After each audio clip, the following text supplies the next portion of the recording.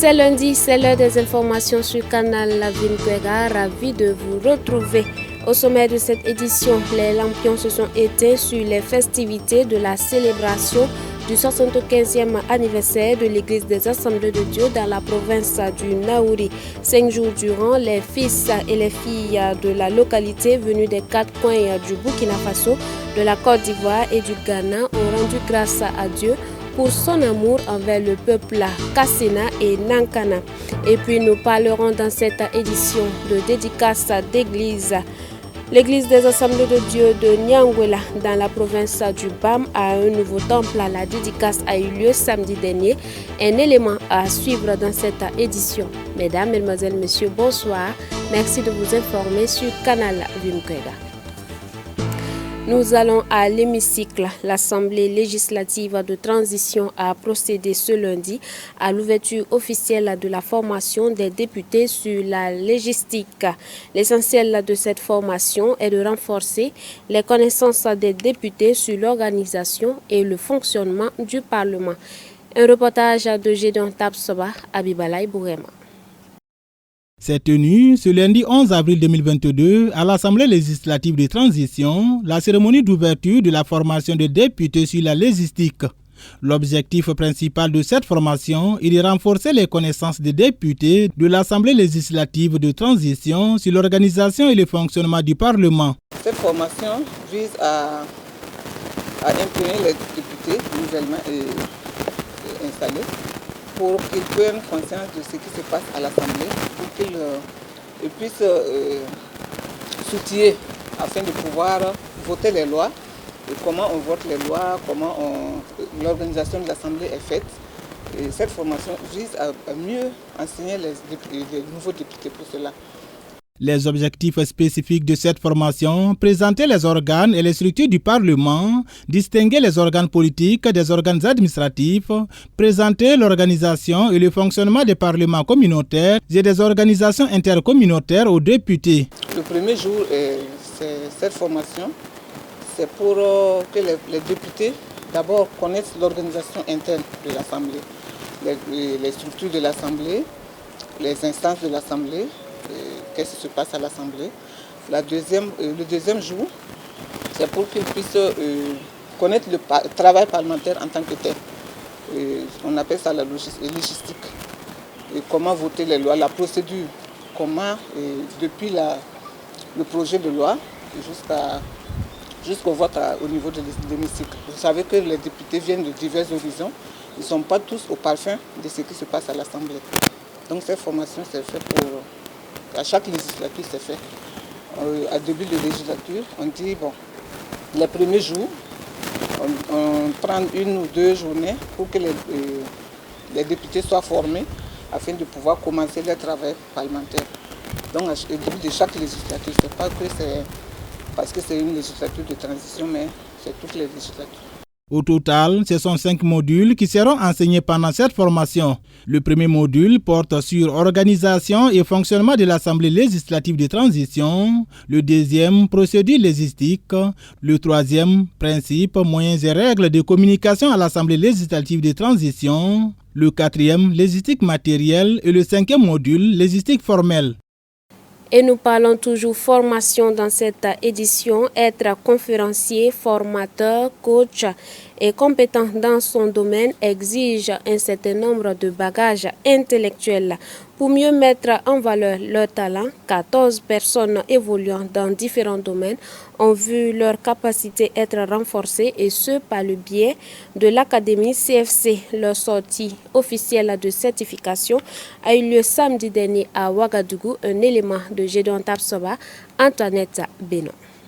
Former des conférenciers, des formateurs et coachs, telle est la vision de l'Académie CFC. Soit fort de connaissances et de rudiments pour développer leur talent, 14 personnes de professions différentes ont vu leurs capacités être renforcées après plusieurs mois d'activités intenses. La sortie officielle des certifiants a eu lieu le samedi dernier à Ouagadougou. Désormais apte à impacter sur tous les plans et vivre les valeurs de l'Académie. C'est une formation qui nous sera utile dans notre aventure de formateur, dans notre aventure de coach professionnel et dans notre aventure de conférencier. Coach pour coacher les uns les autres, nous-mêmes d'abord. Ensuite, pour ceux qui auront besoin de nos services, dans tous les domaines, que ce soit dans le domaine de la politique, de la culture, du sport, et dans le domaine de l'éducation, que ce soit les parents, que ce soit les enfants, parce que le coaching est transversal. Et donc, c'est dans ce domaine-là. L'autre aspect, c'est le domaine de la formation. Nous aimons et nous animons des formations. Et nous avons reçu, au cours de ce parcours-là, des rudiments et des outils pour être des formateurs très efficaces, des formateurs qui arrivent à impacter et à transformer les formés, les apprenants. Donc, ça va nous être utile dans le coaching, dans la formation, mais aussi dans la prise de parole. Voilà, donc c'est dans ce sens-là que nous avons été certifiés. Le coaching et ses exigences à connaître, affirme la directrice de l'académie CFC. Malheureusement, on a l'impression que beaucoup ne comprennent pas ce que c'est que le coaching. Le coaching, ce n'est pas du conseil. Le coaching, ce n'est pas du mentorat. Le coaching, ce n'est pas de l'expertise. Dans un de nos postulats, dans le cours de coaching, on vous dit que le coach a la posture du non-sachant. Le coach ne sait pas. Mais le coach a une conviction. Le coach sait que l'intéressé, le coaché, a la solution en lui-même. C'est juste une question de niveau de conscience. Alors, c'est une technique de questionnement qu'on apprend pour amener l'intéressé à trouver lui-même sa solution. Et pour ça, il faut se former. Il faut être formé pour pouvoir maîtriser cette technique et pour pouvoir ne pas envoyer les gens dans le décor. Donc c'est important de se certifier, c'est important de se former. Et au Burkina Faso, nous sommes le centre de référence qui certifie des conférenciers, des formateurs et des coachs, et je précise à succès. Pour le fondateur de l'académie CFC, ces impétrants sont capables de former d'autres personnes. Nous sommes en fait un centre de formation professionnelle, donc ça se passe entre 3 à 6 mois. Maintenant, ceux qui sont prêts, on les prépare et ils préparent en fait la cérémonie de certification. Donc aujourd'hui, ces 14 impétrants-là sont officiellement certifiés de l'académie CFC pour exercer le métier de conférencier, formateur, coach. Ils ont appris les techniques. Après, maintenant, chacun choisit le domaine dans lequel. Parce qu'en fait, la technique de coaching, la technique de conférence, d'art oratoire, c'est des techniques, des méthodes qu'on apprend. Après, chacun choisit le domaine. Tu peux choisir d'exercer dans le domaine des jeunes, des femmes, de l'entrepreneuriat, quel que soit le domaine. Selon ta passion, maintenant, tu appliques cette technique-là dans ce domaine-là. En fait, cette formation transforme d'abord la personne qui se forme et ensuite, cette personne-là est capable d'accompagner d'autres personnes à se transformer. Située à Ouagadougou depuis plus de 10 ans, l'académie CFC a fait des merveilles et continue de le faire, atteste le fondateur. Et selon la directrice, tout le monde peut prendre part à la formation, quel que soit le niveau. Osez rêver votre vie pour vivre votre rêve, c'est le titre de l'œuvre qui a été dédicacée au cours de cette cérémonie de certification. Composée de 10 chapitres, l'auteur donne l'opportunité à tous de réussir. Le premier chapitre, c'est oser agir sur la cause profonde pour changer la conséquence, d'accord? Ensuite, osez prendre à 100% la responsabilité de votre vie. Osez mettre de la vie dans votre existence, parce qu'il y en a qui vivent et qui existent et qui ne vivent pas, vous voyez, d'accord? Ensuite, osez prendre conscience de votre potentiel illimité, 3 secrets de confiance en soi. Donc voilà un peu les quelques chapitres que nous avons dans ce livre-là. C'est vraiment oser, c'est l'audace qui est là-bas, c'est pour ça que le titre c'est oser rêver votre vie pour vivre le rêve. Parce que beaucoup de gens ont un rêve, mais ils ne rêvent pas leur vie. Ils ont le rêve d'autres personnes qui prennent, le rêve qui voient la télé, le rêve que d'autres personnes les vendent. Donc il faut d'abord que tu construises ton propre rêve. Ensuite, tu peux vivre ce rêve-là. C'est ça qui est vraiment la démarche de ce livre-là. Merci. Implantée depuis 1992, l'église des Assemblées de Dieu de Niamgola, dans la province du BAM, a dédicacé samedi dernier un tout nouveau temple. Une dédicace qui intervient au moment où les fidèles chrétiens de la localité avaient besoin d'un temple un peu plus grand. Voyons cela avec Xavier Ouedraogo, Abibalay, Bourema. Suite à de nombreuses campagnes d'évangélisation, des âmes furent gagnées et pour approcher les services de Dieu aux convertis en les évitant de parcourir de longues distances, l'église des Assemblées de Dieu de Nienguela, dans la commune de Guibaré, province du BAM, a été créée en 1992. En ce temps, le pasteur et les fidèles au nombre de 15 avaient dressé un hangar sous lequel se tenaient les différents cultes.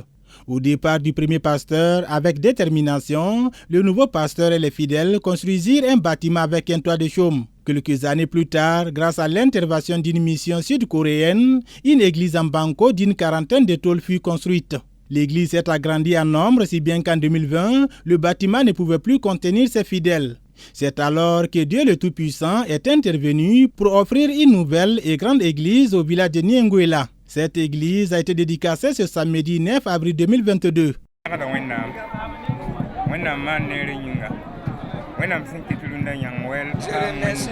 Le Seigneur pour la grâce qu'il a fait pour que ce temple grandisse jusqu'à comme cela. C'est vrai, au début, ce n'était pas facile. Mais grâce à Dieu, aujourd'hui, nous sommes contents. Mais nous prions Dieu afin que le pasteur qui est présentement là, que Dieu lui aide à pouvoir faire l'œuvre de Dieu dans cette lieu, dans le nom de Jésus.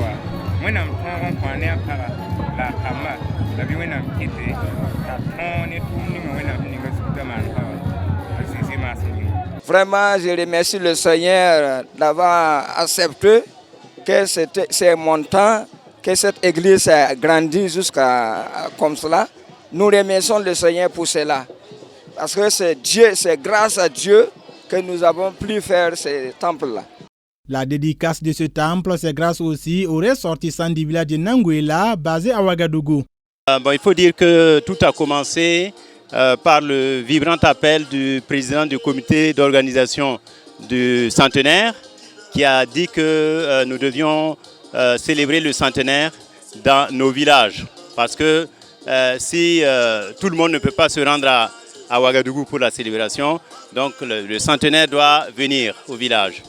Alors notre église avait eu des intempéries et nous nous sommes dit qu'il faut que nous construisions ça ensemble. Mais comme l'œuvre était quand même au-delà de nos moyens, Dieu nous a poussés à susciter, à demander la collaboration de frères et sœurs d'un peu partout au Burkina. Voilà, et c'est ainsi qu'ensemble nous avons pu contribuer à réaliser cette église.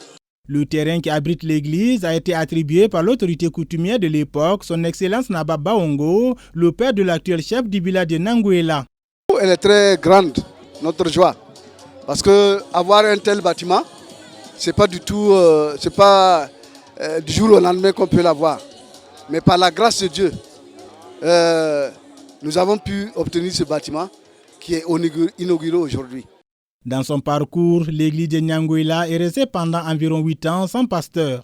À cette époque, c'était le diacre qui assurait la responsabilité ecclésiastique sous l'égide du pasteur de Gimbere, localité située à une dizaine de kilomètres de Nanguela.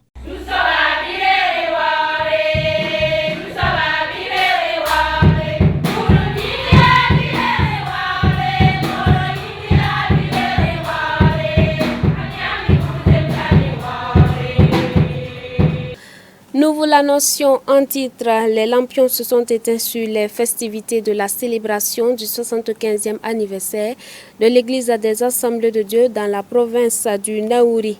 5 jours durant, les fils et les filles de la localité venus des 4 coins du Burkina Faso, mais aussi de la Côte d'Ivoire et du Ghana, ont rendu grâce à Dieu pour son amour envers le peuple Kassena et Nankana. La cérémonie de clôture a vu la présence du président et du vice-président du Conseil général de l'Église des Assemblées de Dieu du Burkina Faso, mais aussi de plusieurs membres du gouvernement, dont le ministre en charge des affaires religieuses, Issaka Sourouema. Un reportage avec les images de Moïse Kinda. 1946, le missionnaire blanc Georges Flattery déposait pour la première fois ses valises dans le village de Tiébélé avec l'évangile de Christ.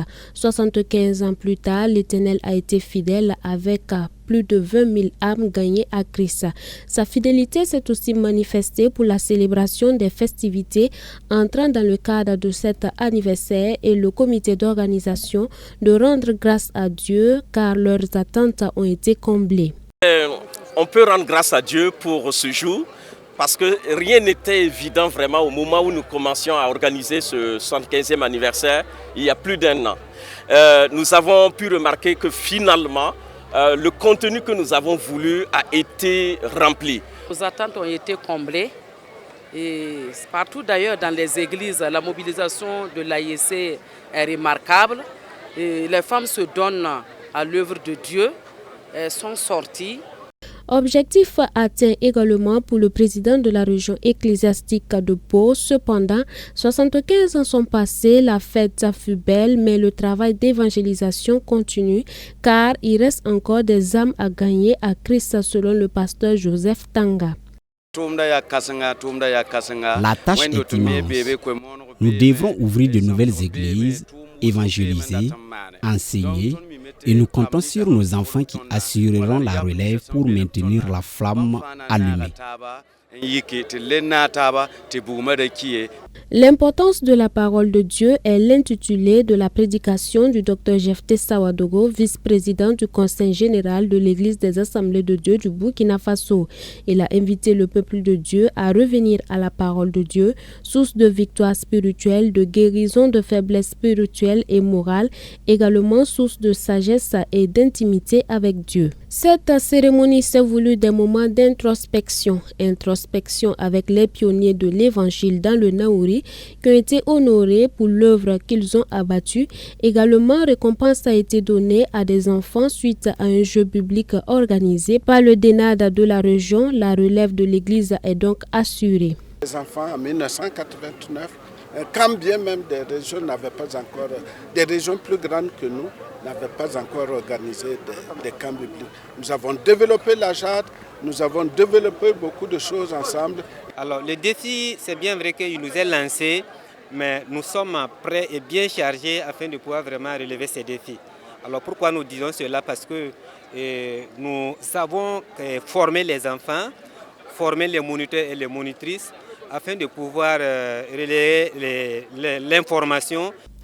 Plusieurs membres du gouvernement ont pris part à cette célébration et le ministre en charge des affaires religieuses de saluer l'œuvre des Assemblées de Dieu pour le bien-être des populations.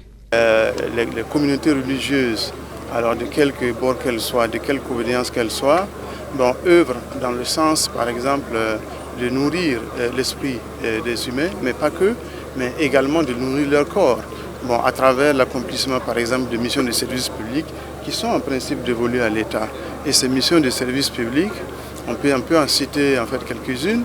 Si vous prenez le cas de l'éducation, alors les religieux en général, et puis les assemblées de Dieu en particulier, il est du devoir du gouvernement de marquer sa solidarité.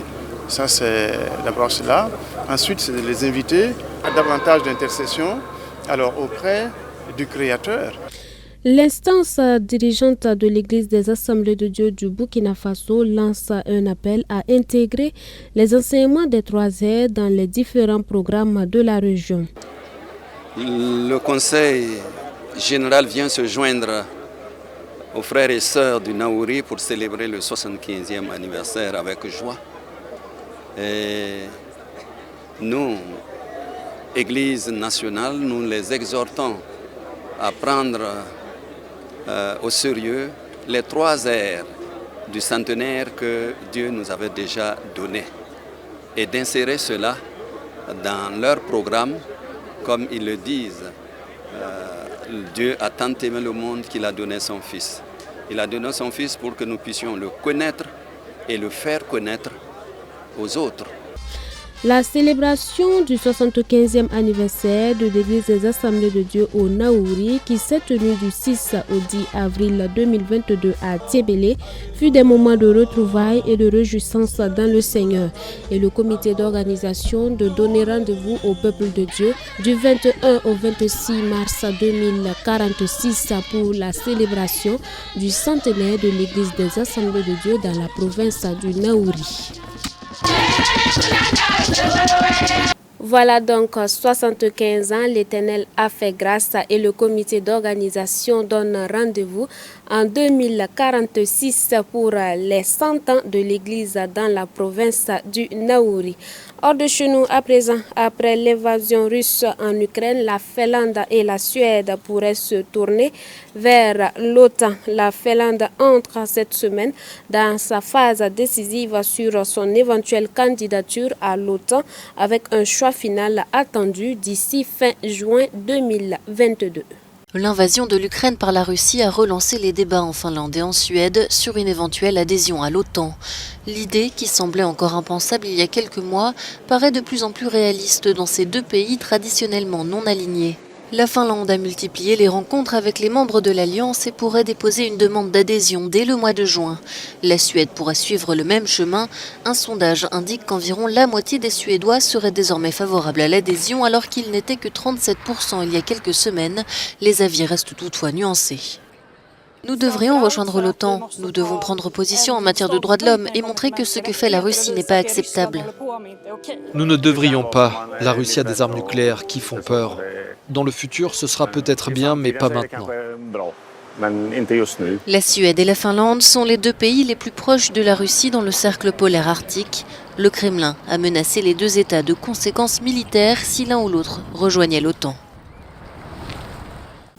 Et puis 2 Israéliens juifs hassidiques ont été blessés par balle dans la nuit de dimanche à lundi alors qu'ils tentaient de se rendre au tombeau de Joseph près de Naplouse, en Cisjordanie, a annoncé Talas. 2 juifs chassidiques ont été touchés par balle dimanche soir. Les 2 hommes se rendaient au tombeau de Joseph dans la ville de Naplouse qui avait été vandalisé plus tôt par des Palestiniens quand ils se sont fait tirer dessus par des terroristes. Ces derniers ont pris la fuite laissant les 2 hommes à terre. Touchés à la main et à la jambe, ils sont dans un état stable.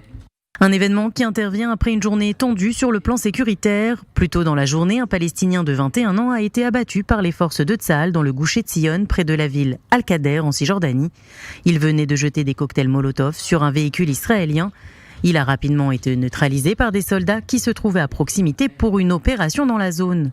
Une Palestinienne a également été tuée alors qu'elle tentait de s'attaquer à des soldats. L'incident s'est déroulé à Khoussan, sur un checkpoint de fortune. La femme de 47 ans s'est mise à courir en direction des soldats. Refusant de s'arrêter malgré les avertissements de ces derniers, elle a reçu une balle dans la jambe.